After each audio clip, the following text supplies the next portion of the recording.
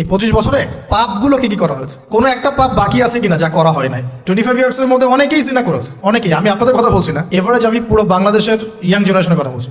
25 বছরের ইয়াং এই প্রজন্মটা, এই লেটেস্ট যে প্রজন্মটা, এদের অনেকেই জিনা করেছে, বিবাহ বহির্ভূত সম্পর্ক। এবং আমরা এখন জেনাকে অনেক সময় উস্কেও দেই, আমরা অনেক সময় এটাকে প্রমোটও করি, আমরা এটাকে ফ্যাশনও মনে করি। কারণ আমাদের ঢাকায় মানুষ বলে যে তোর গার্লফ্রেন্ড নাই, এটাই এটাই এটাই হচ্ছে ওদের কাছে অবাক করা বিষয়। সবাই ঘুরে ঈদের দিন তুই ঘুরতে পারিস না? আমাদের ফ্যামিলির মধ্যে একজন বলতেছিল তার মেয়েকে, সবাই ঈদের দিনে বাইরে যায়, তুই যেতে পারস না? ঢাকায় এভাবে কথা বলে। আমরা এটাই ফ্যাশন, মানে আমরা জেনাকে উস্কেও দিচ্ছি। তার মানে 25 বছর আমরা অনেকে জেনাও করেছি। মাদকের সাথে সম্পৃক্ত কত পার্সেন্ট ইয়াং জেনারেশন আমাদের দেশে? ক্যালকুলেট করেন, আপনি গুগল করেন, দেখেন কত পার্সেন্ট আমাদের দেশে মাদক সেবন করে। ইভেন এখন কিশোর গ্যাং বের হয়েছে, কিশোর গ্যাংয়ে অনেক যুবকরা যায়, অনেকে রাস্তাঘাটে মারামারি করে, অনেকে পলিটিক্যাল দলাদলির মধ্যেও আছেন অনেকেই। এবং এখানে ভাই ভাই রক্ত ঝরাই আমরা। উভয় মুসলিম, কিন্তু উভয় মুসলিম, জুমার দিন একসাথে নামাজ পড়ে। তাহলে এটা কোন দর্শন যেটা আমার ভাইকে শত্রু বানিয়ে দিল, আর পশ্চিমারা গাছের আড়ালে বসে বসে আসছে? কারণ এই দর্শনগুলো তো ওরাই দিয়েছে। তো 25 বছরের পাপগুলো একটু ক্যালকুলেট করি। প্রিয় দিনী বোন, একটু হিসাব করবেন যে 25 বছর আপনি কতদিন পর্দা করেছেন, কত 25,000 মানুষ আপনার চেহারা দেখেছে কিনা? এই 25 বছরে কত হাজার মানুষ আপনার চেহারা দেখেছে? আর ছেলেরা আপনাকে দেখলে কখনো চেহারা সুরত দেখে না। বেগানা নারীর দিকে একটা ছেলে যখন তাকায় এবং সেক্সুয়াল ডিজায়ার নিয়ে তাকায়, তখন সে চোখ দিয়ে তাকে রেপ করে। ভেরি সরি টু সে যে আপনি প্রচুর চোখ দিয়ে রেপ হয়েছেন প্রিয় দিনী বোন। অনেকেই আপনাকে চোখ দিয়ে রেপ করেছে, আপনি বুঝতেই পারেন নাই। তো এই 25 ইয়ার্স আমরা অনেক কিছুই করেছি, অনেক কিছু করি নাই। এখন একটু আজকে সাদা একটা কাগজ নিয়ে আমরা একটা হিসাব করবো যে আমরা 25 বছরে কি কি করেছি, কি কি করি নাই, কি কি পাপ করেছি, কি কি করি নাই, কি কি পুণ্য করেছি, কি কি করি নাই। আমি আগে মনে করতাম যে একটা খালেস তওবা ইনশাআল্লাহ আল্লাহ পাক সব মাফ করে দিবেন। আসলে আল্লাহ পাক মাফ করেই দিবেন, কিন্তু ভিতর থেকে স্যাটিসফাই হতে পারবেন না আপনি। এখন যদি আপনি এখান থেকে আমার এই লেকচারটা শুনে আল্লাহর ওলি হয়ে যান এবং আপনি বড় মুহাদ্দিস, মুফতি, দিনের বড় দায়ী ইলাল্লাহ, বড় পলিটিশিয়ান, বড় ইঞ্জিনিয়ার, মানে যারা ওয়ার্ল্ডকে ইসলাম স্ট্যাবলিশমেন্টের দিকে নেতৃত্ব দিচ্ছেন, এমনও মানুষ যদি আপনি হয়ে যান, আপনি এই 25 বছরের ঋণটা শোধ করতে পারবেন না। এই 25 বছরের ঋণ আপনাকে প্রতিনিয়তই ভিতরে ধুকে মারবে আর কি, যেটা আমাদেরকেও মারে ভিতর থেকে। যে আমরা যদি আগে থেকে বিষয়গুলো বুঝতাম, যদি আরও আগে থেকে স্টাডি করতে পারতাম, আরও বেশি যদি আমি আলেম ওলামার সাথে মিশতে পারতাম, আরও যদি বেশি গভীরে যেতে পারতাম, তাহলে কতই না ভালো হতো। তো আমি আশা করি কথাগুলো আপনাদের কলেজায় পৌঁছাবে ইনশাআল্লাহ। এখন লাইফের এটা সবচেয়ে ভাইটাল পার্ট। এই সম্পর্কে আমি জাস্ট 2টা হাদিস বলে আস্তে আস্তে কনক্লুশনের দিকে যাচ্ছি। নবী সাল্লাল্লাহু আলাইহি ওয়াসাল্লাম বলছেন যে 7 শ্রেণীর মানুষকে আল্লাহ পাক কিয়ামতের দিনে আরশের ছায়া দিবেন। কত শ্রেণী ভাই?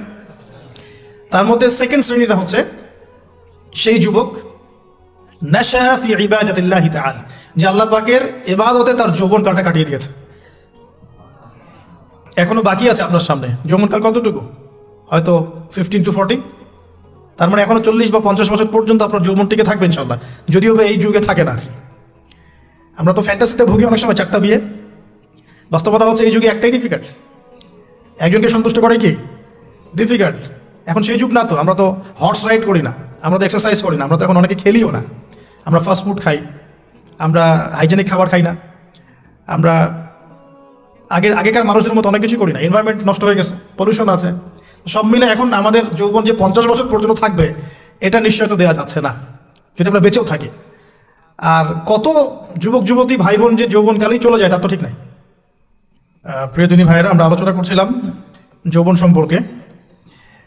এই বিষয়ে আমি 2টো হাদিস বলার নিয়াত করেছিলাম। তো প্রথমটা শুনিয়েছি মোটামুটি, সেটা হলো নবী সাল্লাল্লাহু আলাইহি ওয়াসাল্লাম বলেছেন যে কিয়ামতের মাঠে আল্লাহ রাব্বুল আলামিন যে 7 শ্রেণীর মানুষকে তার আরশের ছায়া দিবেন, তার মধ্যে তৃতীয় শ্রেণী হচ্ছে সেই যুবক যে তার যৌবন কালটাকে আল্লাহর পথে উৎসর্গ করেছে বা কাটিয়ে দিয়েছে। আরেকটা হাদিস যেটা বলতে চাচ্ছিলাম সেটা হলো কিয়ামতের মাঠে 5টা প্রশ্ন হবে, স্পেশাল 5টা প্রশ্ন, যে 5টা প্রশ্নের উত্তর না দেওয়া পর্যন্ত কাউকে ছাড়া হবে না। তার মধ্যে প্রথম প্রশ্নটাই হচ্ছে তোমার জীবন কোন কাজে কাটিয়েছো, এবং দ্বিতীয় প্রশ্ন হচ্ছে তোমার যৌবন কোন কাজে কাটিয়েছো।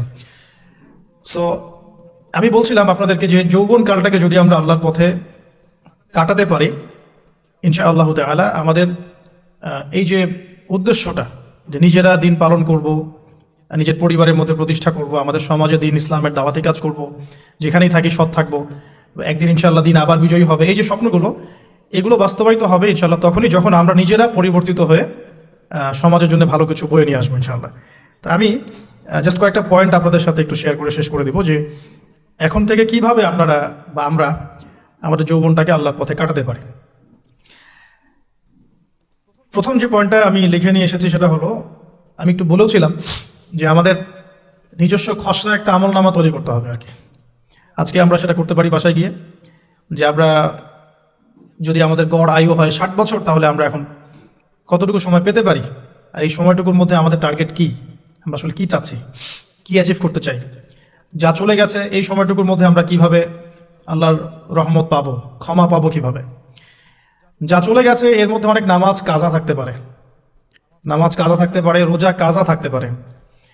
অনেক সময় এমন হতে পারে যে আমরা অন্যের হকও নষ্ট করেছি। প্রথম যে কাজটা করা উচিত সেটা হলো খালেস তওবা। 1 নাম্বার, তাহলে আমরা বলতে পারি যদি আমরা এখন সংকটগুলো চিহ্নিত করে সমাধানের পথে হাঁটতে চাই, তাহলে আমাদের যৌবনটা আল্লাহর পথে উৎসর্গ করা ছাড়া কোনো অপশন নাই। উৎসর্গ বলতে আমি বোঝাচ্ছি কাটিয়ে দেয়া, আল্লাহর ইবাদত করে কাটিয়ে দেওয়ার কোনো বিকল্প নাই। তার জন্য প্রথমত আমাদের নিজেদের জীবনের কৃতকর্মগুলোর হিসেব নিকাশ মেলাতে হবে, 1 নাম্বার। আর 2 নাম্বার হচ্ছে বিশুদ্ধ তওবা করে আল্লাহর পথে ফিরে আসতে হবে। বিশুদ্ধ তওবা কিভাবে করবো এটা আমরা অনেকে বুঝি না। অনেকে মনে করি যে মুখ দিয়ে জাস্ট আস্তাগফিরুল্লাহ বললেই হয়তো তওবা হয়ে যায়। বিষয়টা এমন নয়। বিশুদ্ধ তওবা হচ্ছে আপনি আল্লাহর দিকে পরিপূর্ণ অভিমুখী হবেন, রুজু করবেন, এর নাম হলো বিশুদ্ধ তওবা। যে পাপগুলো করেছি এগুলোর জন্য ক্ষমা চাওয়া, এই পাপগুলো কোনোদিন করবো না এরকম প্রত্যয় ব্যক্ত করা, আর যদি অন্যের সাথে সম্পৃক্ত কোনো হক থেকে থাকে সেটা ফেরত দেওয়া। তো আমরা আজকে গিয়ে সুন্দর করে ওযু করে 2 রাকাত নামাজ পড়তে পারি। 2 রাকাত নামাজ পড়ে আমরা আল্লাহকে বলতে পারি যে আস্তাগফিরুল্লাহাল্লাযী লা ইলাহা ইল্লা হুয়াল হাইয়ুল কাইয়্যুম ওয়া আতুবু ইলাইহি। আল্লাহ, আমি আমার জীবনের এই যে একটা বড় সময় তোমার থেকে দূরে ছিলাম, নামাজ কাজা হয়েছে, রোজা কাজা হয়ে গেছে, চোখের হেফাজত হয় নাই, জিনা হয়ে গেছে নাউজুবিল্লাহ, মাদকের সাথে সম্পৃক্ত ছিলাম নাউজুবিল্লাহ, আমরা মিউজিক্যাল ইনস্ট্রুমেন্ট প্লে করেছি, ইত্যাদি ইত্যাদি। এগুলো থেকে আল্লাহ আমরা আজকে তোমার কাছে তওবা করছি, ক্ষমা চাচ্ছি, এবং আগামী দিনগুলোতে তোমার হুকুম আহকাম মেনে চলার তৌফিক চাচ্ছি। 2টো জিনিস খুব প্রয়োজন, একটা হলো তৌফিক, একটা হলো দোয়া। আপনার প্রচেষ্টা আল্লাহর কাছে দোয়া করতে থাকা এবং আল্লাহর কাছে তৌফিক কামনা করতে থাকা। আল্লাহ পাক যাকে ইচ্ছা তাকে তৌফিক দিয়ে থাকেন। আল্লাহ রাব্বুল আলামিন যাকে ইচ্ছা তাকে তৌফিক দিয়ে থাকেন। যে আল্লাহর কাছে যত বেশি চাইবে আল্লাহ পাক তত বেশি দিবেন ইনশাআল্লাহ।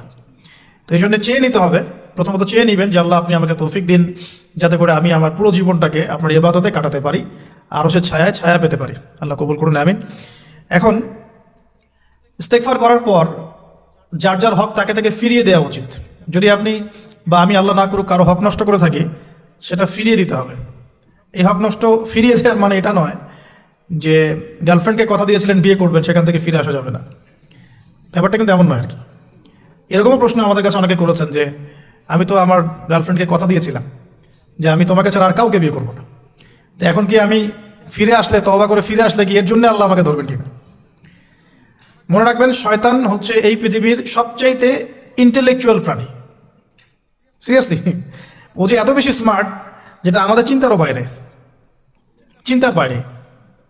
যখন শয়তান সরাসরি মানুষকে পথভ্রষ্ট করতে ব্যর্থ হয়, তখন কিছু নেক্সট সুরত ধারণ করে। দিনী ভাই দিনী বোন, এটা নেক্সট সুরত, ঠিক আছে। তারপরে দাড়ি টুপিওয়ালা মানুষের মধ্যে এটা ঢুকিয়ে দেওয়া যে আমি তো অনেক আবেদ মানুষ, পরেশগার, ওরা তো ককরোচ। দেখবেন বেশি না 1 মাস যদি কেউ নামাজ পড়ে, 1 মাসে 10টা বই পড়াশোনা করে, ইসলাম সম্পর্কে একটু ঘাটাঘাটি করা শুরু করে, অন্যদের সাথে কথা বলার ক্ষেত্রে তার যে বডি ল্যাঙ্গুয়েজ, এটা খেয়াল করবেন।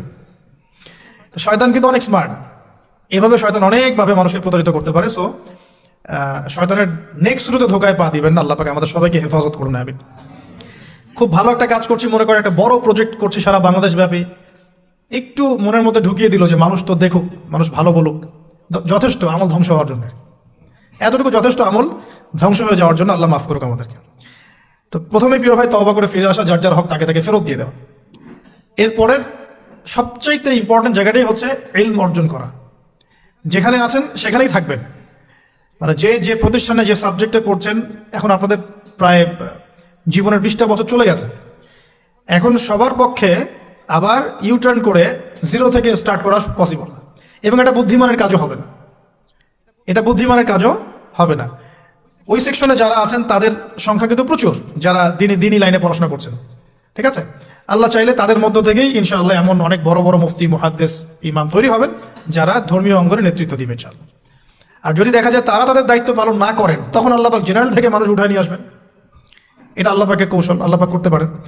এখন আপনি কি করবেন? যেহেতু আপনারা 20-25 বছর পার করে আসছেন, যে সাবজেক্টে পড়ছেন কন্টিনিউ করতে থাকবেন। যদি এনভায়রনমেন্ট থাকে ফ্রি মিক্সিংয়ের, এখানে আপনি আপনার চোখকে হেফাজত করার চেষ্টা করবেন সর্বোচ্চ। এ ব্যাপারে আমি একটা বই সাজেস্ট করি, এই বইটা পড়লে ইনশাআল্লাহ আপনার অন্তরের মধ্যে এই বিষয়গুলো কমে আসবে ইনশাআল্লাহ। সেটা হলো তাসকিয়া, ও আরেক নামে এসেছে, সেটা হলো তাসাউফ ও আত্মশুদ্ধি। তাসাউফ ও আত্মশুদ্ধি পুরো ওয়ার্ল্ডের ওয়ান অফ দ্য মোস্ট, বলবো যে অনারেবল একজন আলেমে দিন, টপ 10-এর মধ্যে একজন, আল্লামা তাকি উসমানী দামাত বারাকাতুহু, তার লেখা বই তাসাউফ ও আত্মশুদ্ধি। বাংলাদেশে যে মাকতাবাতুল আশরাফ তারা প্রকাশ করেছে, এই বইটা যদি পড়েন আপনার মনের মধ্যে নফসের যে খারাপ রিপুগুলো, এগুলো আস্তে আস্তে কমতে থাকবেন সব। এবং এই বইটা আমি বলি যে বারবার পড়া উচিত। হ্যাঁ, তো আল্লাহ তৌফিক দান করুন। এখন পুরোপুরি ট্র্যাক চেঞ্জ করতে যাবেন না, আপনি আপনার ট্র্যাকেই থাকবেন। এখন এই ট্র্যাকে থেকে আপনি কিভাবে ইসলামিক বেসিক জ্ঞান অর্জন করবেন, কিভাবে পসিবল? কঠিন, অসম্ভব কিছু না, কঠিন। আমি অভিজ্ঞতা থেকে বলি আমার মতো করে। ফার্স্ট অফ অল, একজন বিজ্ঞ কারি সাহেব, হাফেজে কোরআন বা কারি, প্রাথমিক স্টেজ বলছি, বিজ্ঞ একজন কারি সাহেব বা হাফেজে কোরআন, যার সাথে আপনার ভালো সম্পর্ক বা যাকে আপনি চিনেন, রিনাউন্ড বা যিনি খুব কোঅপারেটিভ, আপনাকে সময় দেন, টাইম দেন, এরকম কারো কাছে গিয়ে আপনি কোরআন তেলাওয়াত করা শিখবেন আগে। ফার্স্ট অফ অল এটা কাজ, কোরআন তেলাওয়াতটা আগে শিখবেন। আমি তো দুঃখ করে বলি, কষ্ট করে বলি যে আমাদের এই দিনী অঙ্গনে এমন অনেক মানুষ আছে যারা ইভেন কোরআন রিসাইট পর্যন্ত করতে না পেরেও অনেক বড় বড় জায়গায় অভিনয় করেন, দিনিয়াতের অভিনয় করে যান, নিজের সাথে অভিনয় করে যান। অনেক সময় উদ্ধতা বশত বড় বড় আলেমদেরকে বাহাসের জন্য চ্যালেঞ্জ করে থাকেন, অথচ কোরআন তেলাওয়াত শুদ্ধ না। কোরআন তেলাওয়াত শুদ্ধ না মানে নামাজই হচ্ছে না। কোরআন তেলাওয়াত শুদ্ধ না মানে কি? নামাজ হচ্ছে না। কবুল করার মালিক তো আল্লাহ, শর্ত তো এটা। কবুল করার মালিক তো আল্লাহ। আল্লাহ পাক চাইলে কেউ এক ওয়াক্ত নামাজ না পড়লেও তওবা করে ফিরে আসছে মৌতের আগে, হয়তো আমরা জানি না, আল্লাহ মাফ করে দিয়েছেন, হতে পারে না? কিন্তু এটা তো শর্ত, কোরআন তেলাওয়াত তাজবিরের সাথে শিখতে হবে। তো এখানে যদি একজন আলেম থাকেন, একজন কারি থাকেন, হাফেজ থাকেন, তার কাছে আপনারা ব্যাচ করে পড়লেন, অথবা সে যদি কোনো ইনস্টিটিউট খুলে সেখানে আপনারা একটু সময় দিলেন, বা যারা পড়তে জানেন আবার মস্ক করে নিলেন। ফজরের উপর 1 ঘন্টা, সপ্তাহে 3 দিন, 3 মাস এনাফ। ফজরের উপর 1 ঘন্টা, সপ্তাহে 3 দিন, আপনার 2 থেকে 3 মাস যথেষ্ট। কোরআন তেলাওয়াত আপনি শিখে ফেলবেন ইনশাআল্লাহ। এটা প্রথম কাজ। এটা না করে পরের কাজগুলো আসলে পসিবল না। এগুলো জাতামাতা কাজ হয়ে থাকবে, এগুলো মানে পূর্ণতা পাবে না। প্রথম কাজটাই কোরআন তেলাওয়াত শেখা। এরপরে আপনার অনেকে তাবলিগ জামাতে সময় দিবেন। অনেকে দেখা যায় যে বাসায় দিনই বই পুস্তক পড়েন, এগুলো পড়বেন, ঠিক আছে। অনেকে হাদিসের বইয়ের যে অনুবাদগুলো হয়েছে এগুলো পড়বেন, সমস্যা নেই, কিন্তু কোরআন তেলাওয়াত অবশ্যই শিখবেন। তারপরে আপনি যদি এখান থেকে বের হওয়ার পরে বা রানিং অবস্থাতেও যদি সময় বের করতে পারেন, তাহলে মাদ্রাসা অঙ্গনের কোনো আলেমের সহবতে গিয়ে আপনি অ্যারাবিক ল্যাঙ্গুয়েজ এবং অ্যারাবিক গ্রামার শিখবেন। ওটা আপনার শেখার লেসন 2, কোরআনের পর এটা শেখার লেসন 2। অ্যারাবিক ব্যাকরণ, অ্যারাবিক গ্রামার এবং অ্যারাবিক ল্যাঙ্গুয়েজ ছাড়া কোরআনের তাফসির, তর্জমা এগুলো বোঝা যায় না। যে যাই বলুক, এটাই ফুল স্টপ কথা। তাফসির আপনি তো বঙ্গানুবাদ দেখে অনেক কিছু বুঝতে পারেন ঠিকই, আল্লাহ পাক বলেছেন সুদ খেও না, জেনার ধার কাছে যেও না, এগুলো কমন মেসেজ, সেগুলো সবাই নিতে পারে। একজন অমুসলিম ভাইও ওইটা যদি বাংলা পড়তে পারে, সেও বুঝতে পারবে কি বলতে যাচ্ছেন আল্লাহ পাক। অ্যারাবিক ল্যাঙ্গুয়েজ, অ্যারাবিক গ্রামারের ভিতরে না ঢুকলে আপনি কোরআনের ভাষাটাকে ধরতে পারবেন না। আল্লাহ পাকের যে মানে ঐশী গ্রন্থের বালাগাত, এটা আপনি বুঝতে পারবেন না। তো এই জন্যে এটা তো সিম্পল এক্সাম্পল। আমরা যদি এখানকার ল্যাঙ্গুয়েজ কি বইগুলোর, ইংরেজি না বাংলা? ইংলিশ। মাশাআল্লাহ, ইংলিশ ল্যাঙ্গুয়েজ যদি না জানতাম, আমি কি এখানে পরীক্ষা অ্যাটেন্ড করতে পারতাম? আমি তো ওই টপিকটাই বুঝবো না, কোন টপিক আলোচনা হচ্ছে, স্যার কি পড়াচ্ছেন। আমার তো ইংরেজি গ্রামারের এবং ইংরেজি ল্যাঙ্গুয়েজটিক আমার কোনো দক্ষতা নাই। তাহলে আমি কিভাবে ওই চ্যাপ্টার 1, চ্যাপ্টার 2, চ্যাপ্টার 3, এই টপিক ওই টপিক কেমন করে বুঝতে পারি? সিমিলার এখানে কোরআনের ক্ষেত্রে যদি আপনি ল্যাঙ্গুয়েজগুলো না জানেন এবং গ্রামারটা না বোঝেন, তাহলে কোন সূরার ভিতরে কি গভীর মর্ম, এগুলো আপনি ধরতে পারবেন। ভাষা একটা অর্থ বুঝতে পারবেন। ভাষা অর্থ পরীক্ষায় পাশ করাতে পারে, কিন্তু A+, গোল্ডেন A+ আনতে পারে না। তা আশা করি আপনি বুঝতে পারছেন যে আমি কি বলতে চাচ্ছি। তো এটার জন্য এখন এক্সাম্পল বুঝে নেন। এই যে এখানে ইংরেজি ল্যাঙ্গুয়েজ পড়ছেন, ওই ল্যাঙ্গুয়েজের উপরে বেস করে আপনি বইগুলো শেষ করছেন, এটা কি ওস্তাদ ছাড়া করছেন, ওস্তাদ সহ করছেন? টিচার লাগে না লাগে না? সেম জিনিস, কোরআনের ভাষা শিখতে হলেও, গ্রামার শিখতে হলেও এরকম কিছু ওলামা একরাম আপনাকে খুঁজে বের করতে হবে। এখন ওলামা একরামরা কিন্তু অনেক ব্যস্ত, অনেকের অনেক কাজ থাকে, অনেকের মাদ্রাসা থাকে, অনেকের দিদি খেদমত থাকে। এর মধ্যেও আল্লাহর কাছে দোয়া করতে থাকেন, ইনশাল্লাহ আপনাকে আপনার ওস্তাদ আল্লাহ পাঠিয়ে দিবেন ইনশাল্লাহ। আল্লাহ পাক কাউকে ওস্তাদ ছাড়া রাখবেন না। ওস্তাদের কাছে আপনার বিহেভিয়ার কেমন হবে, এখন আপনি টিচারের সাথে যেমন বিহেভিয়ার রাখেন সেরকম তিনি সবক দিবেন, আপনি সেটা বাসায় কভার করবেন, নতুন পড়া নেবেন, আবার পড়া দিবেন। এইভাবে আস্তে আস্তে আস্তে আস্তে 4-5টা ক্লাসিক্যাল অ্যারাবিক গ্রামারের বই যদি কভার করতে পারেন, ইনশাআল্লাহ আপনি কোরআনের এই যে আলহামদুলিল্লাহ রাব্বিল আলামিন পড়ছেন, অর্থটা নিজেই বুঝতে পারবেন। হ্যাঁ, যালিকাল কিতাব লা রাইবা ফিহি হুদাল লিল মুত্তাকিন পড়ছেন, আপনি নিজেই বুঝতে পারবেন যে আল্লাহ পাক কি বলছেন আমাকে। তো এই যোগ্যতাটা অর্জন না করলে সত্যিকার অর্থে আমরা যে কোরআনিক সমাজ যেটা বলি আর কি বড় গলায়, এটা আসলে বাস্তবায়িত হবে না, তা আমার মত। আর এরপরে আপনি আরও উঁচু লেভেলে যদি পড়তে পারেন, যে পড়াশোনা শেষ, আপনার জব সেকশন নিশ্চিত, আপনার সময় আছে মাশাআল্লাহ, এখন এই সময়ের মধ্যে আপনি চাইলে হাদিসের যে কিতাবগুলো, হাদিসের বেসিক কিতাবগুলো মোতালা করতে পারেন। যে কাজটা আমি এখন করছি আর কি, হাদিসের বেসিক কিতাবগুলো আপনি মোতালা করতে পারেন। এটার জন্য অ্যারাবিক এবারত পড়ার যোগ্যতা অর্জন করতে হবে। এটা কি জিনিস? এটা হচ্ছে জবর জের পেশ ছাড়া আরবি পড়ার যোগ্যতা। এখন যে কোরআন তেলাওয়াতটা আপনি শিখবেন সেটা হচ্ছে জবর জের পেশ দেয়া কোরআন আপনি পড়বেন, তাই না? কিন্তু হাদিসের যে বইগুলো আছে এই বইগুলোর মধ্যে কিন্তু কোনো জবর জের পেশ দেয়া থাকে না। মৌলিক কিতাবের কথা বলছি, মৌলিক যে বইগুলো, অনেকে মনে করেন অনুবাদ করা বইগুলোই মনে হয় মূল বই। এগুলো হচ্ছে ওই বইগুলোর অনুবাদ, আংশিক অনুবাদ, পুরোপুরি অনুবাদ নয়। মূল বইগুলো পড়তে হলে এবারও পড়ার যোগ্যতা অর্জন করতে হবে। এটা level 3 Arabic grammar, Arabic language শেখার পর এই লেভেলে মানুষ যায়। তার একটু ধাপগুলো চিন্তা করতে থাকেন, কোন ধাপে গিয়ে কোন বইগুলো পড়তে হয়। আর অনেক সময় আমরা কি উদ্ধত আচরণটাই না করি হুজুরদের সাথে, আলেমদের সাথে, স্কলারদের সাথে। বিকজ আমাদের সামনে একটা চমৎকার প্ল্যাটফর্ম আছে ফেসবুক, তাই না? এখানে তো মানে রাত দিন, দিন আর রাত, একে রাতকে দিন বানানো যায়, দিনকে রাত বানানো যায়। হ্যাঁ, এখানে ওই যে আলোর প্রতিসরণের মতো হয় আর কি, সাইজ এতটুকু, বিম্ব হবে এত। তো আল্লাহ মাফ করুক আমাদেরকে। এখন হাদিসের মোতালা যদি করতে না পারেন, ওই পর্যায়ে যেতে না পারেন, তাহলে কি? তাহলে ওই হাদিসের মধ্যে যে কিতাবগুলো বাজারে অনুবাদ হয়েছে ওগুলো পড়তে হবে। যেমন অনুবাদ হয়েছে ফয়জুল কালাম, ফয়জুল কালাম একটা হাদিসের কিতাব, মাদ্রাসায় পড়ানো হয়। এর মধ্যে চমৎকার অনেকগুলো হাদিস আছে, প্রায় সম্ভবত 1000-এর বেশি হবে। এরপরে মোতালা করতে পারেন আপনি মিশকাতুল মাসাবিহ, এই বইটাও অনুবাদ হয়ে গেছে, এটাও ভালো কিতাব মাশাআল্লাহ। এরপরে আছে রিয়াদুস সালেহিন, এটাও একটা চমৎকার কিতাব। বুলুগুল মারাম মিন আদিল্লাতিল আহকাম, এটা একটা কিতাব আছে, এটাও মোতালা করতে পারেন হাদিসে। এরপরে আছে আপনার এখন যেটা বলছি ইসলামিক ফাউন্ডেশন হয়েছে অনেক আগেই।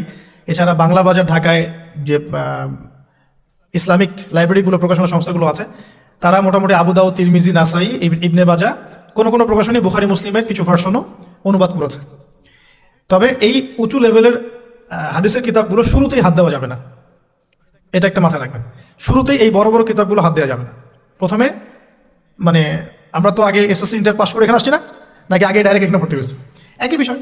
ওরকম ফয়জুল কালামের মতো বইগুলো আগে পড়তো, ফয়জুল কালাম, আলফিয়াতুল হাদিস, রিয়াদুস সালেহিন, মিশকাত, এগুলো আগে পড়ুন। তারপরে গিয়ে যদি যোগ্যতা হয় ওই বইগুলো হাত দিবেন। তবে অনেক সময় দেখা যাবে একটা হাদিস বুঝতে পারছেন না, কোরআনের আয়াত বুঝতে পারছেন না, ওই অবস্থাতেই ওই হাদিস এবং ওই কোরআনের আয়াতকে রেখে দিবেন। এটাকে নিয়ে কোনো রকমের কনক্লুশনে চলে যাবেন না, আর ওইটাকে নিয়ে প্রচার করতে যাবেন না। বরং এগুলোকে একত্রিত করে সপ্তাহে একদিন আবার আলেমের কাছে চলে গেলেন, ওস্তাদ এগুলো বুঝি নাই, লাস্ট উইকে আমি এগুলো পড়েছি, এটা বুঝি নাই, তিনি বুঝিয়ে দিবেন ইনশাআল্লাহ। এগুলো পড়াশোনা। এর পাশাপাশি আমি বলছি বিষয়ভিত্তিক ইতিহাসের বই চলে আসছে, ইসলামের ইতিহাসের বই চলে আসছে। তারপরে সিরাতের অনেক বই বাজারে চলে আসছে, প্রায় 40-45টা বই পাওয়া যায় সিরাতের এখন বাংলাদেশে। তারপরে ফিকহের অনেক বই অনুবাদ হয়ে গেছে। এছাড়া আকিদার অনেক বই পাওয়া যায়। সবচেয়ে ভালো হয় যে আকিদা তাহাভিয়া বইটা পড়তে পারেন, এই বইটা পড়লে অনেক চমৎকার হবে। এর পাশাপাশি বরেণ্য ওলামায়ে কেরামদের বই পড়বেন। মানে বরেণ্য ওলামায়ে কেরাম কারা? যারা পুরো ইসলামিক বিশ্বে স্বীকৃত, যারা কোনো সাম্প্রদায়িকতা বিলং করেন না, যে আমি এই সম্প্রদায়ের মানুষ, আমি ওই সম্প্রদায়কে মুসলিম মনে করি না, এরকম না। যারা বরেণ্য রিনাউন্ড ওলামায়ে কেরাম সারা ওয়ার্ল্ডে। এই যে বললাম আল্লামা তাকি উসমানী হাফিজাহুল্লাহ, একজন বরেণ্য আলেম, তার যে কোনো কিতাব চোখ বন্ধ করে পড়তে পারেন, কোনো সমস্যা নেই। বাংলাদেশ আব্দুল মালেক সাহেব হাফিজাহুল্লাহ, মার্কাজুদ দাওয়ার পরিচালক, একজন বরেণ্য আলেম। আশরাফ আলী থানভী রাহিমাহুল্লাহ, একজন বরেণ্য আলেম। হানাফি কওমের ফিকহে এরকম অনেক বরেণ্য ওলামায়ে কেরাম আছেন। তারপরে আরবের মধ্যে এমন অনেক বরেণ্য আলেম আছেন, শাইখ উসাইমিন, শাইখ বিন বাজ, সালেহ আল ফাওজান, এরকম অনেক বড় বড় আলেম আছে যারা রিনাউন্ড উলামায়ে কেরাম, তাদের কিতাবগুলো আপনি পড়তে পারেন। কিন্তু যাদের মানে লেখা এবং গবেষণাগুলো ছাত্র পর্যায়ের, এগুলোকে আপনি প্রামাণ্য বই বানাবেন না। তো প্রামাণ্য বই পড়বেন আর আলেমের সাথে সম্পর্ক রাখবেন। দুটো যখন একসাথে থাকবে তখন আপনি কিছু আটকে গেলেও তার সাথে পরামর্শ করে একটা কনক্লুশন খুঁজে পাবেন। এগুলো হলো জাস্ট বই সংক্রান্ত কথা বললাম। এখন এগুলো হচ্ছে সবচেয়ে বড় বিষয়টা হচ্ছে, এগুলোর চাইতে বেশি বড় বিষয় হচ্ছে যে কোনো একজন, অন্তত পক্ষে একজন, আপনি চাইলে 10 জনের সাথেও রাখতে পারেন, কিন্তু অন্তত পক্ষে একজন মুহাক্কিক আলিমের সাথে আপনি সম্পর্ক রাখবেন পরামর্শের জন্য। অন্তত পক্ষে একজন মুহাক্কিক আলেমের সাথে, মানে হকপন্থী মুহাক্কিক আলেমের সাথে আপনি সম্পর্ক রেখে চলবেন। এটা অনলাইনের যুগ, এটা তো কিন্তু সহজ। আর এই সম্পর্ক শুধু অনলাইন কেন্দ্রিক হবে এমনটাও বলছি না।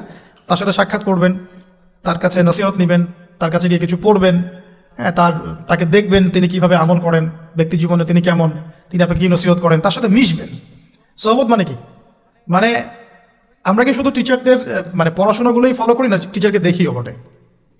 আমরা বস্তুবাদী এডুকেশনের ক্ষেত্রে হয়তো অত কেয়ার করি না, টিচার যেটা পড়াচ্ছেন ওটা জাস্ট টুকে নেই, পরীক্ষা পাস করলেই হইল। আমরা টেন্ডেন্সি এমন, কিন্তু ইসলামিক এডুকেশনটা কিন্তু এমন নয়।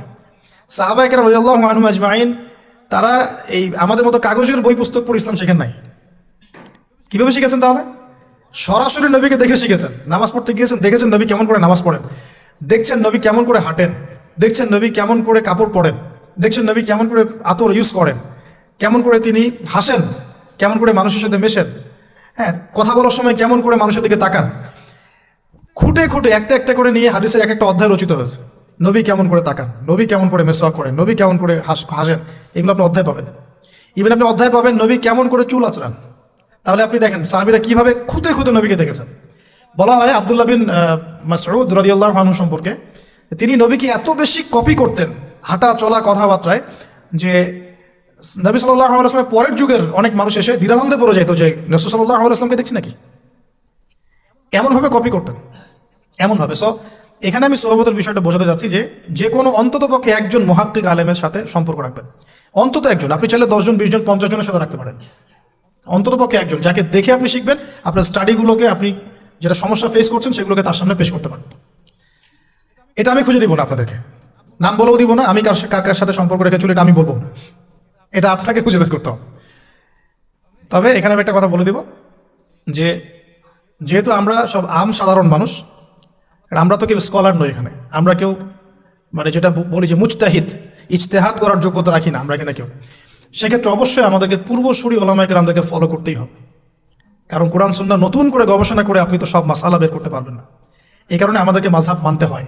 এটা খারাপ কিছুই না। এটা নিয়ে অনেক কথা সমাজে এখন শুনি, দেখি, দরকার নাই, আমরা লা মাযহাবি, আমরা এইটা, আমরা সেটা। এগুলো আসলে বোগাস কথাবার্তা এবং সমাজ বিভক্তকরণের মূল হাতিয়ার এগুলো হয়ে গেছে। সমাজের ইউনিটি নষ্ট করবেন কেন? কোরআন এবং সুন্নাহ আল্লাহ ফলো করতে বলেছেন, দ্যাটস অল। আর কোরআন সুন্নাহ আপনি কি, এখন আমি যদি আপনাকে কোরআন এই যে দিলাম, নেন কোরআন, নেন তাফসীর ইবনে কাসির, নেন তাফসীর জালালাইন, নেন আপনি তাফসীরে মারিফুল কোরআন, নেন এইটা, এই যে বুখারী নেন, মুসলিম নেন, তিরমিজি, আবু দাউদ, নাসাই সব নিয়ে নেন। এখন আপনি কি গবেষণা করে সব মাসালা আমাকে দিতে পারবেন? ইম্পসিবল, আমার পক্ষে এখন ইম্পসিবল একটা। তাহলে এগুলো যারা গবেষণা আগে করেছেন তাদের কিতাব তো আমাদেরকে পড়তে হচ্ছে। এটাই হলো তাদের মত নেয়া, তাদের মত অনুযায়ী পথ চলা। তো এই জিনিসগুলো নিয়ে যারা বাড়াবাড়ি করছে এটা খুবই দুঃখজনক। অবশ্যই কোরআন সুন্নাহকে ফলো করতে হলে আমাদেরকে হকপন্থী উলামায়ে কেরামের সোহবতে যেতেই হবে। তাদের বইপত্র, লেকচার, তাদের নসিহত, তাদের ফিকহের কিতাব, এগুলো আমাদের ঘাটতে হবে। আদারওয়াইজ আমরা সরাসরি কোরআন সুন্নাহর দাবি করলেও মানতে পারবো না। সরাসরি কোরআন সুন্নাহ মানিয়ে দাবি করলেও মানতে পারবো না, বিকজ আমি তো কোরআন সুন্নাহর সব জ্ঞান রাখি না। ক্রিপ্টোকারেন্সি হালাল না হারাম আমি যদি আপনাকে এখন প্রশ্ন করে দিই, নেন সব বই দিয়ে দিলাম কোরআন সুন্নাহর, আপনি কি ঘেটে আমাকে অ্যান্সার দিতে পারবেন? তাহলে এটা ঘাটবে কারা? যারা এটা ঘাটার যোগ্যতা রাখে। তারা ঘেটে যখন একটা প্যানেল করে একটা ফতোয়া যখন আসবে যে না এটাই, তখন আমরা সেটাকে ফলো করবো। That's all. এই জিনিসটা রাসূল সাল্লাল্লাহু আলাইহি ওয়াসাল্লামের যুগেও ছিল, সাহাবীদের যুগেও ছিল, তাবেঈনদের যুগেও ছিল। এটা আস্তে আস্তে চলে আসছে এই পর্যন্ত। তো এখানে ক্লাসিক্যাল যে ইসলাম চলছে, এখানে থাকলে আপনার বিভ্রান্ত হওয়ার কোনো চান্স নাই। কিন্তু এর আশপাশে ব্যাঙের ছাতার মতো অনেক মতাদর্শ এসেছে এখন, নতুন নতুন অনেক। এগুলোতে পা দিলে নেক্সট শুরুতে ধোকা খাবেন শয়তানের মতো। ওই যে বললাম, শয়তান নেক্সট শুরুতে ধোকা দেয়, মনে হবে যে আমি তো সরাসরি কোরআন সুন্নাহ ফলো করি। আদতে আপনি কোরআন সুন্নাহই ফলো করছেন না। আদতে আপনি কোরআন সুন্নাহর কিছুই ফলো করতে পারবেন না, বা ফলো করলেও আংশিক পারবেন, আংশিকটা পারবেন না। একটা মাসালা মনে করেন, একটু বলেন এই জায়গায়, একটা মাসালা মনে করেন এসেছে যে আমরা বর্তমান অর্থ ব্যবস্থায় আমরা কিভাবে আমাদের ব্যাংকিং সিস্টেমটা সাজাবো। ধরেন একটা মাসালা এসেছে, এখন এই বিষয়ে যদি আমরা ইকোনমিক্সের উপর দক্ষ ওলামায়ে কেরামদের শরণাপন্ন না হই, আমরা কি অ্যান্সার নিতে পারবো? আমি কি পারবো উত্তর দিতে? আপনি কি পারবেন? যে কোরআন এবং সুন্নাহ গবেষণা করেছেন এবং যার কাছে অর্থনীতির জ্ঞান আছে, ওই রকম মুহাক্কিক কোনো আলেম আপনাকে বলতে পারবে এখন আমাদের কি করা দরকার। এই জিনিসটাই যদি আমরা বাংলাদেশের সংবিধান সম্পর্কে জানতে চাই, আমাদেরকে আইনজীবীর কাছে যেতে হবে। আমরা যদি রোগ নির্ণয় করতে চাই, ডক্টরের কাছে যেতে হবে। এখানকার ইঞ্জিনিয়ারিং যা পড়ানো হয়, আমি কি সেটা বলতে পারবো? তাহলে আমাকে এখানকার স্যারের কাছে যেতে হবে, স্যার এখানকার বিষয়টা কি আমাকে একটু বুঝাই দেন। তখন তিনি তার জ্ঞান থেকে এবং তার জ্ঞানের সোর্স থেকে ঘেটে ঘেটে আমার জন্য কিছু সমাধান বের করে দিবেন, আমি তো সেটা ফলো করবো। এই ফলো করা জিনিসটাকে যারা নেগেটিভলি উপস্থাপন করছেন, এটা ঠিক না। এটা একটা উদ্ধত আচরণ হচ্ছে, অহংকার হচ্ছে। এই ফিতনাগুলো থেকেও বেঁচে থাকতে হবে। এই জন্য আমি বললাম অন্তত একজন মুহাক্কিক আলেমকে ধরে বসে থাকবেন। এটা আমি কিন্তু পীর মুরিদি বোঝাচ্ছি না, ঠিক আছে? আমি বোঝাচ্ছি যে আপনি মানুষের সহবতে থাকবেন, পরামর্শ ভিত্তিক, যে কোনো একজন হকপন্থী আলেম। এখন এরপর কি? এরপরে আপনি পড়াশোনা চালিয়ে গেলেন, আলেম আপনার কাছে পরিচিত আছেন, আপনি টাচে আছেন, পড়াশোনা করছেন, কোরআন হাদিস মোতালা করছেন, মাশাআল্লাহ দ্বীনের জ্ঞান অর্জন করছেন। এখন আপনি আপনার সাধ্যমতো দাওয়াতি কাজ করবেন। যতটুকু দাওয়া আপনার দেওয়ার যোগ্যতা আপনি অর্জন করেছেন বা পারছেন, অতটুকু ছোট ছোট করে 5 মিনিট 10 মিনিট, একটা হাদিস 2টা হাদিস, এভাবে মানুষের মধ্যে ইসলামটাকে প্রচার করতে থাকেন ইনশাআল্লাহ। তবে যে বিষয়গুলো নিয়ে সমাজে ইখতিলাফ, দ্বন্দ্ব দেখা যায়, এগুলো নিয়ে আপনি কথা বলতে চান না। এগুলোর কোনো সমাধান নাই, মানে এগুলো কখনো শেষ হবে এমনটা মনে হচ্ছে না। ইলা ইয়াউমিল কিয়ামাহ, কিয়ামত পর্যন্ত এগুলো শেষ হবে এমনটা বোঝা যাচ্ছে না। এই জন্য আমরা এখানে আগুন আর উস্কে দেওয়ার দরকার নাই। আপনি আপনার কাছে যেটা ভালো লাগে ওই মানহাজ, ওই মাযহাবটা ফলো করতে থাকেন ইনশাআল্লাহ। সাহাবীর যুগ থেকে এরকম ইখতিলাফ কিন্তু ছিল, তাই বলে কেউ কাউকে তারা এরকম তুই কাফের হয়ে গেছিস এরকম কখনো কথা কেউ বলে নাই, যেটা আমাদের পান থেকে চুন খসলে মানুষ বলে দেয়। তো এরকম জায়গায় যায় না, এটা তাসকিয়া নষ্ট হয়ে যাবে, আপনার মনের তাসকিয়া নষ্ট হয়ে যাবে। এখন এরপরে আপনি বা আমি আমাদের কর্মক্ষেত্রটা সাজাবো। যেহেতু আমাদের এখন মাশাআল্লাহ পড়াশোনা হচ্ছে, আলেমদের সাথে আমরা সম্পর্ক রাখছি, শেষ করছি, একটু ধৈর্য ধরেন। কর্মক্ষেত্রটা আমরা সাজাবো। এখন আপনারা বের হয়ে যাবেন, জবে চলে যাবেন মাশাআল্লাহ। এখানে কি, এখানে এমন একটা বিষয় খুঁজে নেওয়ার চেষ্টা করেন যে আপনার যাতে দুনিয়ার আর্নিংসটাও চলে আসে এবং পরকালেরও কাজ হয়। এক্সাম্পল দিচ্ছি আমি একটা, ধরেন যে আমার 4-5টা মাদ্রাসা আছে, কথা আমি বিভিন্ন মাদ্রাসায় পড়াই। এখানে কি হচ্ছে, আমি ইলম শিক্ষা দিচ্ছি, আমার নিজের চর্চা থাকছে, আমি সেখান থেকে কিছু হালকা পাতলা কিছু বেতনও পাচ্ছি, আমার পরিবার চলে যাচ্ছে। তো পুরো লাইফের পুরো কাজগুলোই কিন্তু তখন দিন কেন্দ্রিক হয়ে গেল, তাহলে সে বেশি লাভবান হলো। এখন আপনাদেরকে এরকম সুযোগ বের করতে হবে যে আপনারা এমন এমন কিছু ক্ষেত্রে যাবেন যেখানে ওই কাজটাই ইবাদত বলে কাউন্ট হবে। টাফ কিন্তু ইম্পসিবল না। বা যদি এমন জব নাও পাওয়া যায়, আপনি হালাল কোনো বৈধ জবে থাকলেন, আপনার রিজিকের একটা অংশ থেকে আল্লাহর পথে সদকা করলেন, আল্লাহ পাকের বেশি কিছু আপনার কাছে চাচ্ছেন না। যাকাত ফরজ হয়ে গেলে যাকাত দিলেন, নফল দান সদকা করলেন, এতটুকু আপনার পরিবারের পেছনে খরচ করলেন, আল্লাহর হক আদায় করলেন, জনগণের আমরা যেটা বলি মানুষের হক সেটা আদায় করলেন। এরপরে আপনার আসবে বিয়ে শাদীর ব্যাপার স্যাপার। বিয়ে শাদীর ব্যাপার স্যাপার আগে আনলাম না কেন? কারণ ওই আত্মনির্ভরশীল না হলে তো মেয়েরা আপনার কাছে আসবে না। ওটা প্রেম করতে পারে, কিন্তু বিয়ের সময় তারা খুব সচেতন। বিয়ের সময় তারা অনেক বেশি কনসিয়াস যে না, সে কী করে এটা দেখতে হবে। এবং মেয়ের বাবা মার প্রথম প্রশ্নই হবে আপনি করেন কি। আপনি সুফি মানুষ, মনে করেন আপনি হচ্ছেন কি বলবো, যে আপনি হচ্ছেন মুহাদ্দিস, আপনি মুফতি, আপনি হচ্ছেন মুফাসসিরে কোরআন, কোনো দাম নাই। মেয়ের মায়ের কাছে এটার কোনো দাম নাই, মেয়ের বাবার কাছে এগুলো কোনো সাবজেক্ট না। ইল্লা মাশাআল্লাহ, এর বাইরেও কিছু মানুষ আছে, কমন একটা ট্রেন্ড বললাম। প্রথম কোশ্চেন তারা করবেন যে আপনার স্যালারি কত, এবং আপনার জব আছে কিনা, আপনার বাড়ি আছে কিনা, ইত্যাদি ইত্যাদি। এই জন্যই বললাম যে আগে আর্নিং সোর্সটা নিশ্চিত করে তারপরে এদিকে যান, তাহলে সম্মানটা বজায় থাকবে। আত্মসম্মান ছেলেদের একবার নষ্ট হয়ে গেলে তার ফিরে আসে না। আমরা যখন নিচের হাত হই তখন আমাদের আত্মসম্মান বলে কিছু থাকে না। আপনার আর্নিং যদি মাসে 50,000 1 লাখ টাকাও হয়, এই টাকাগুলো কিন্তু খুব বেশি বড় না এখন, কারণ এখন 1 লাখ টাকার মানে 1 লাখ টাকা নাই, এখন ওটা 50,000 চলে আসে। আস্তে আস্তে হয়তো আরও কমবে। যারা এগুলো বোঝেন না তারা অযথাই সমালোচনা করেন, কিন্তু আসলে ব্যাপারটা এরকমই হচ্ছে। আমি তাদের হেদায়েতের জন্য দোয়া করি। এখন এইটুকু আর্নিং যদি আপনার হয়, কিন্তু এই আর্নিংয়ে আপনার কারো কাছে হাত পাততে হচ্ছে না, আপনার সম্মান বজায় থাকবে। যখনই আমাদেরকে হাত পাততে হবে আমাদের সম্মানটা কমে যায়। আর যদি কেউ ভুল করে ঘর জামাই হন তাহলে তো অবস্থা খারাপ, ঠিক আছে? তো এই জন্য আয়ের একটা অংশ নিশ্চিত করতে হবে। এই জন্য একটু সবর করেন। এই সবরের সময়টা কি করবেন? বেশি বেশি ফোন চালাবেন, তাহলে সবর করতে পারবেন না। এই সবরের সময়টুকু মোতাআলা করবেন, পড়াশোনা করবেন, সম রাখবেন, আপনার রোজা রাখবেন, ভালো কাজে ব্যস্ত থাকবেন, ইনশাআল্লাহ প্রবৃত্তি নিয়ন্ত্রণে থাকবে। আর যদি আপনার বিকল্প অপশন থাকে, কৃষি অপশন থাকে, কৃষিকাজের সুযোগ আছে, ব্যবসার সুযোগ আছে, বা আপনার পৈতৃক সম্পত্তি আছে, সেক্ষেত্রে আপনি আগে বিয়ে করে রাখতে পারেন, কোনো সমস্যা নেই। এটা ডিফার করে মানুষের মধ্যে। আল্লাহ পাক আমাদের সবাইকে হালাল রিজিকের ব্যবস্থা করুন, দোয়া করি। রিজিকের এই অংশটুকুর মধ্যে একটা অংশ আল্লাহর জন্য রাখবেন, রিজিকের অংশের একটা অংশ আল্লাহর জন্য, আর বাকি একটা অংশ পরিবারের জন্য, একটা অংশ নিজের জন্য, একটা অংশ বই কেনার জন্য, এভাবে স্যালারিকে ভাগ করবেন।